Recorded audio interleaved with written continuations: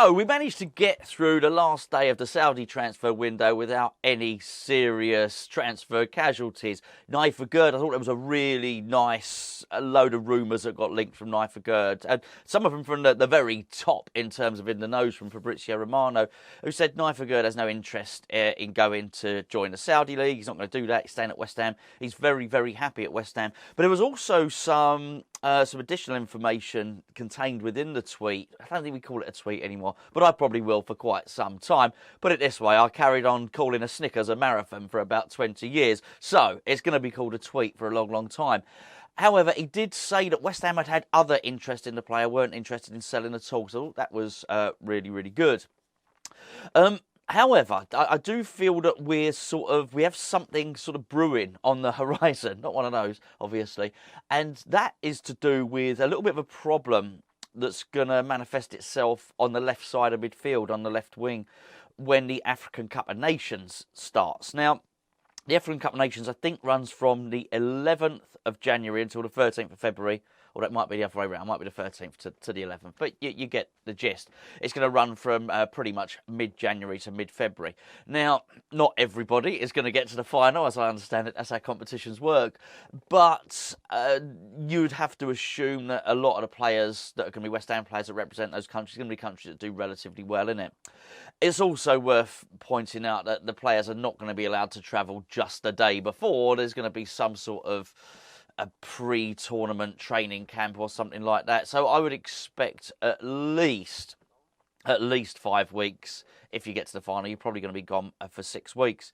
Now, obviously, Nayef Aguerd was the person first started talking about. Nayef Aguerd's not going to be a massive issue on this because we're well stocked at centre-half. Very, very well stocked indeed. Losing one, it's not going to be the end of the world. Let's be fair, we've got Kera, we've got Ogbonna, who can play there. Mavropanos, we've just signed as well. And, of course, Alvarez can play at centre-back as well. It's not a problem at all.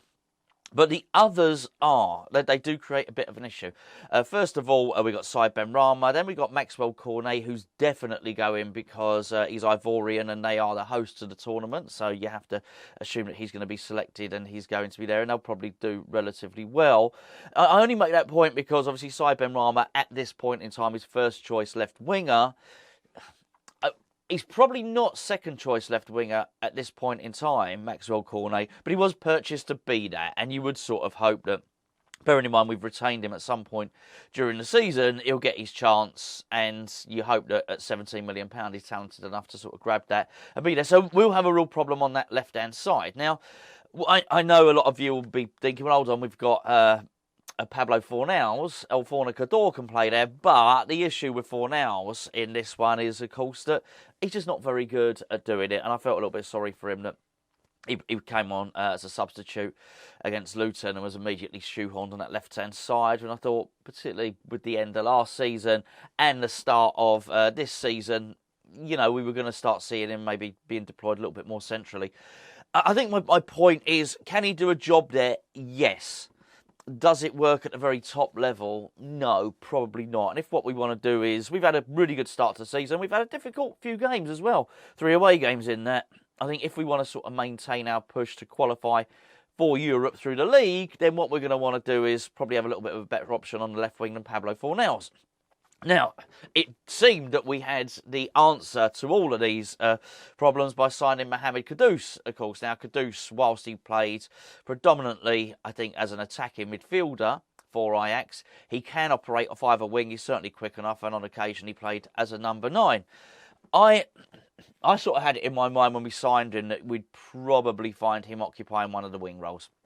I just did, eventually. I didn't think he'd oust Lucas Paqueta from the team in that central position. However, I thought he'd probably get in on one of those wide positions.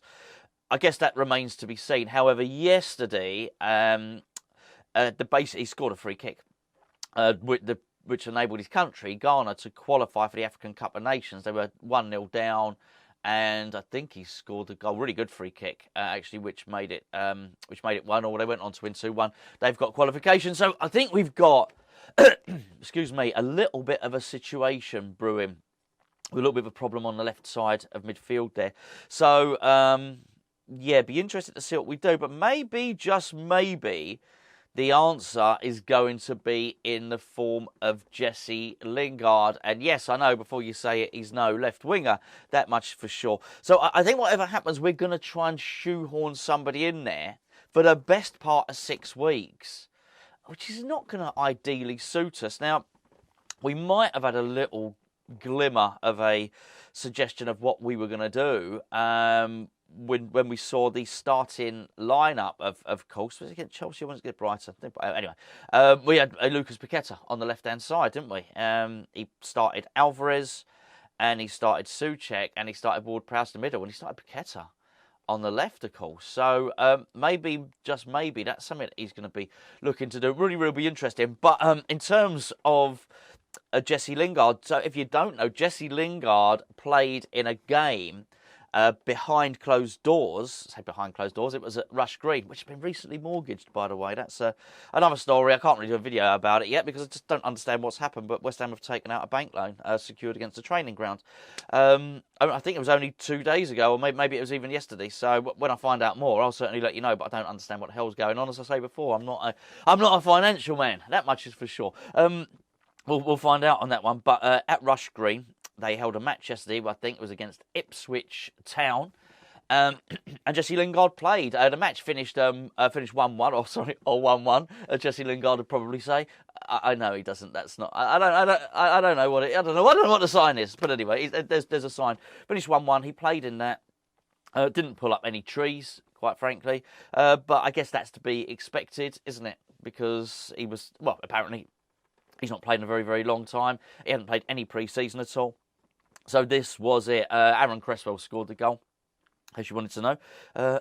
It's his former club, wasn't it, for Aaron Cresswell? So it was a chance for a few players to get some miles in their legs, and it was sort of half first team, half reserves, that sort of thing. Don't know too much about it. It wasn't broadcast, it wasn't televised at all.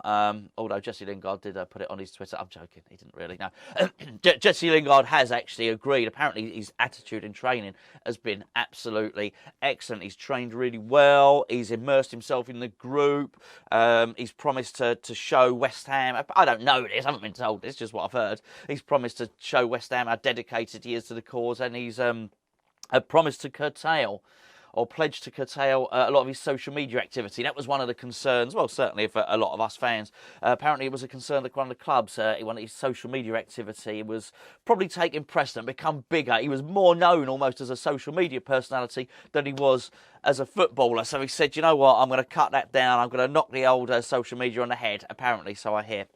That being said, he did do a social media post last night. It was very cryptic, actually. It says, what did it say? I'm going to paraphrase here. Don't absolutely quote me on this. Paraphrase it to say, if some people don't like who you are, they drag up the person you used to be. I don't know. It was a bit cryptic, wasn't it? It wasn't quite full Eric Cantona, but it was a little bit cryptic. I don't understand what it means, truth be known.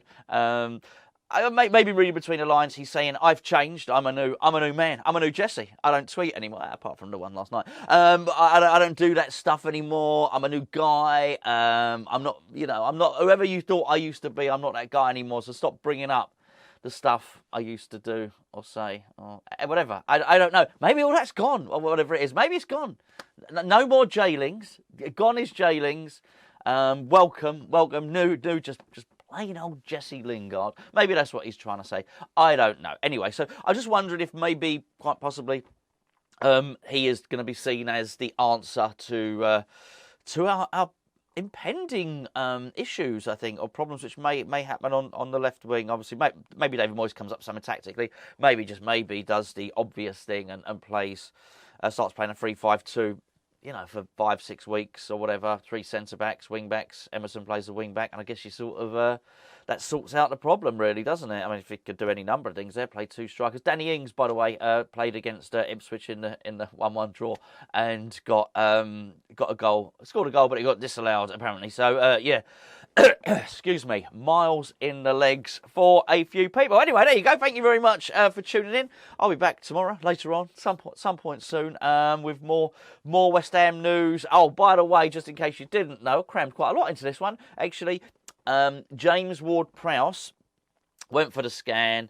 He's fine, bit bruised. He was given an injection into the bruised area, wherever that was, and he's been given the week off, which is all well and good. But apparently he's going to be absolutely fine for the Man City game. So there you go. All's well that ends well. Good news.